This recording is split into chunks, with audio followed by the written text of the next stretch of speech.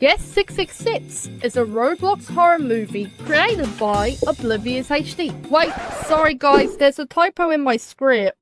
Let me try again. Guest 666 is a Roblox horror movie. I put horror in quotes, by the way. Created by Mania Studios. Mania Studios is better known for their film Adam and Eve in the Beginning, which is a Roblox Bible movie. Yes, Roblox and Bible movie. Two words that shouldn't really come out of my mouth, but they just did. About Adam and Eve. Also, no idea why we are censoring this. Roblox characters don't have nipples.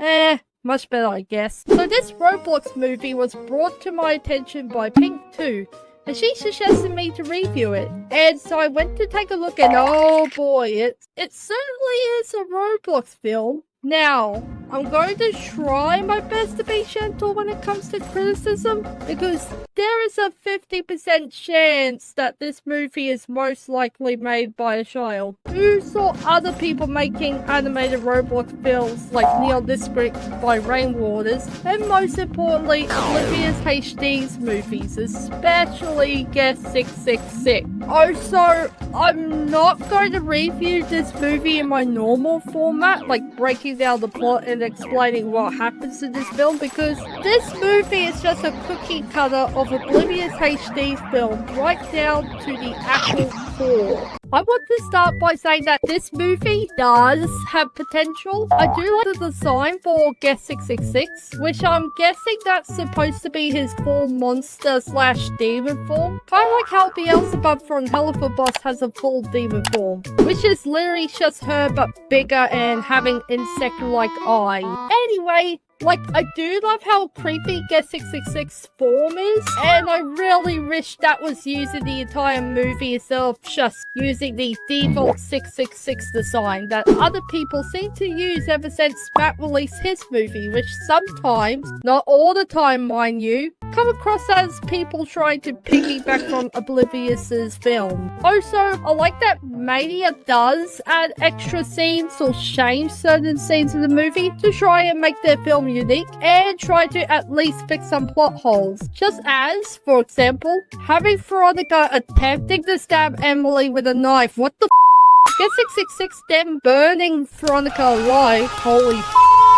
As well as giving us a hint of a reason why Veronica hates Emily so much. Can anyone tell me the square root of 16? The answer is 4. Right on Emily. It's because Emily is smarter than this idiot. And finally giving Emily a mother, so that we aren't led to believe that Emily just lives alone, despite Math's movie implying that she is meant to be a teenager attending school. Fatty, no parents. Speaking of motherless teens, now I want to address my issues with the movie. I think some of the parts of the film and decisions that Mania made for said movie was not executed well the slightest. Let's talk about the voice acting, or sometimes the lack of it. A lot of the voices in the movie sound like Mania relied heavily on text-to-speech or AI. Good morning, class. Can anyone please tell me, what is the molecular formula of pentanoic acid? Oh, and good morning, citizens of Roblox. A teenage girl was found dead in the parking lot of Roblox High School. There might be some real voice acting mixed in, but it's honestly hard to tell, and that's kind of the scary part. You can't always tell whether you're hearing an actual person or a machine. Machine, eh? Yep, a machine. I'm not against AI being used as a tool to help creators, but I don't think it should replace real people entirely. On top of that, some voices, especially Emily's, and even a few of the other characters, sound like they were pulled straight from other Roblox movies, particularly Oblivious HD's Guest 666 film. I can't wait to see his reaction tomorrow. I can't wait to see his reaction tomorrow. That makes everything feel inconsistent. You really need to pick a direction, either stick with text-to-speech or hire voice actors who can properly recreate the characters' voices. Mixing both just doesn't work. If you're looking for voice actors, there are places like Casting Call Club. That's where creators like Mania Studios and Enderfred found their VAs. Another issue is clarity. Sometimes it's genuinely hard to understand what characters are saying, especially Guest 666 in one scene.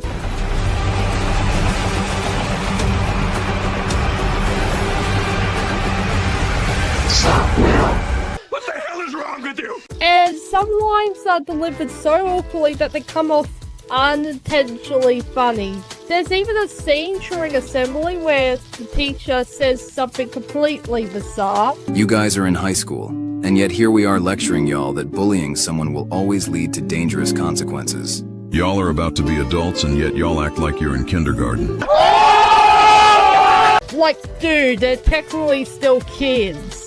Now, about the plot. I won't go into it too deeply because it's basically the exact same story as Matt's 666 film. The short version, just as bullies break into the school to spray paint the chalkboard. Not the walls, the chalkboard. And end up getting brutally murdered. Then we meet Emily, who's dealing with bullies of her own. And this gets killed. Emily is blamed, and later she receives a letter from Justin. Instead of meeting at a pizza place like before, they meet at Club Red, which is apparently a nightclub. Aren't these characters still teenagers? Are teens even allowed in nightclubs?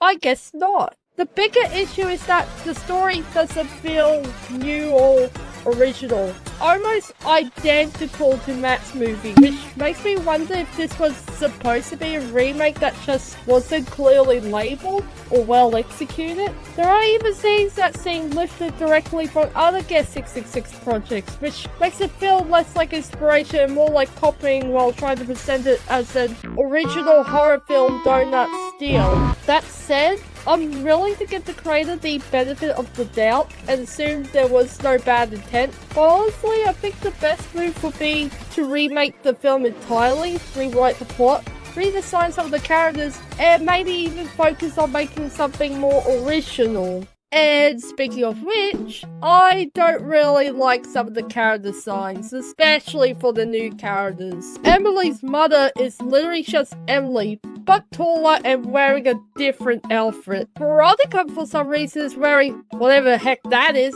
and Samantha's just look at Samantha. I'm just gonna assume the creator of this film couldn't find the original outfit Samantha were wearing, which is why they look so off.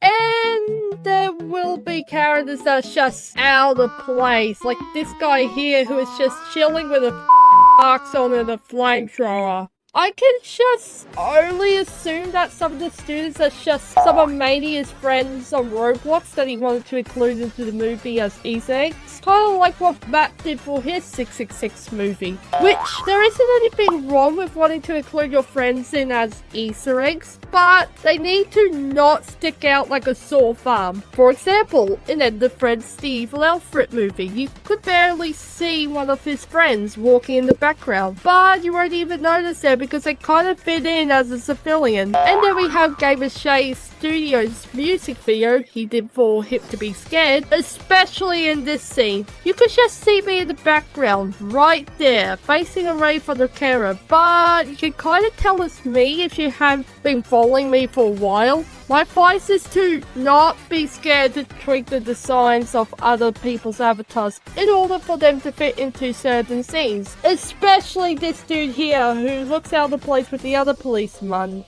Also, for whatever reason, Mania decided to give Bloxwatch a suit. No idea why, but I'm looking forward to see him in the Bacon Hair 4. Bloxwatch returns. Now the animation. It needs improvement. I strongly believe that this guy didn't even animate the scene. Rather, he used Mixamo or Roblox's animation packs to help animate certain scenes, which it's fine if you want to take a shortcut. Like, for example, let's say you are still learning how to do walk cycles, so you rely on the default walk pack that Roblox has. But that's only temporarily, because eventually you'll need to learn how to animate scenes like fighting and such. Mania should have practiced their animating skills by looking up YouTube tutorials before tackling such projects. And speaking of animation, can someone please tell me how this kid was able to animate car doors opening, but not the library door opening? No joke. When I watched Emily just walk through that door, I was half expecting the movie to suddenly take a 180 and reveal that she is suddenly at platform 9 3/4 and that she need to take the Hogwarts Express, then revealed that this entire movie is a troll film and that it was not meant to be taken seriously at all. It was made to make fun of bad Roblox films. Bad voice acting, I can handle. Bad character design, I can also handle. But this dude did not animate the door opening. But that's my review for Guest 666. Despite everything I had said, I do not hate this movie. I may dislike it, and it's not really my cup of tea, but I don't really hate it. And I do think there is room for improvement for this film, and I do believe that Mania can make something great. They just need to work on their animating skills and make a more original story rather than just cookie cut from Oblivious HDs and other people's projects. I also want to hear your thoughts in the comments below. What did you think of Mania's movie? Please feel free to share your opinion in the comments, and do not forget to like, subscribe, and share this video around, and maybe even support me on Ko-Fi. And I'll see you all again soon. Goodbye.